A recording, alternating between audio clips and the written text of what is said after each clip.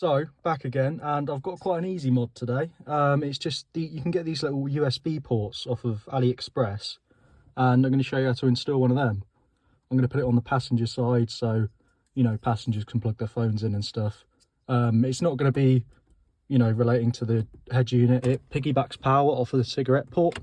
So if you see the loom here, basically your factory cigarette port, it just piggybacks or daisy chains some power off of that, and then you can plug your original cigarette lighter into there, and yeah, the USB port plugs into these. So you've just got to run this wire up the back of the dash up to there, and it should work fine. And it's got these little illumination, you know, the ports light up based on whether the headlights are on and, you know, whether they're off. So it should be a nice little install. Looks nice and factory. So I'll show you how to get that in now.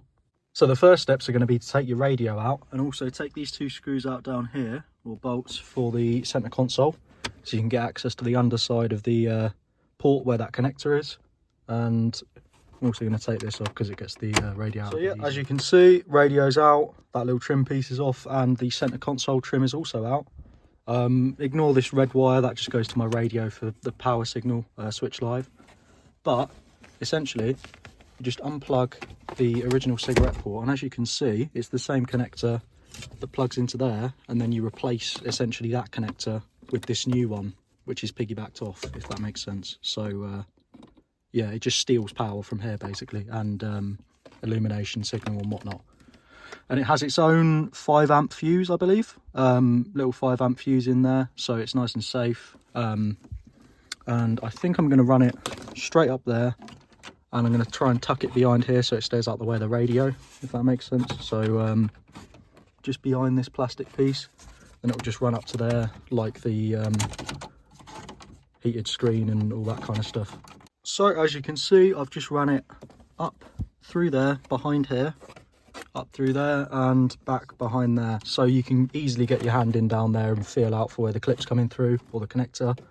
And now it's just a case of pushing one of these blanks out, which is also fairly easy, and popping the new one in there. Looks nice and factory, and connecting it all up. Really nice little kit, to be fair. I think it cost me about £8.74 from China. Like I say, I'll put the link in the description. But yeah, quite a nice little upgrade for the amount of time you'll put in for it. Got it all connected up now. It comes on 2 separate little plugs down here, and into that main plug there. You just feed it all through, and this should snap straight in, like so. It looks really smart, that. So it sort of keeps the same line thing going on, and that's quite impressive for £8.74. Yeah, so the port should light up when you turn the headlights on, because obviously in the cigarette port you've got that illumination bulb down there, so it just takes the power from there, and obviously the overall sort of power and ground also comes off there. Just gone ahead and tuck the connectors up there where the other two are, and as you can see, the curve of the wires sort of running the same way, so they shouldn't get in the way of the radio at all. But even if it gets pushed around a bit, it's got this nice rubber sheathing around it, so it shouldn't damage the cable. As you can see, that's now it fully installed, and you can check it's working by turning the lights on. And as you can see, they're all illuminated, and it's quite nice because it's sort of the same red that's already on there, but it's not too bright. It's nice and subtle. And then obviously you can just plug a cable straight in there. And it's also one of those ports where you can plug it in both ways, so it doesn't matter which way you've got the USB port, you can just plug it straight in.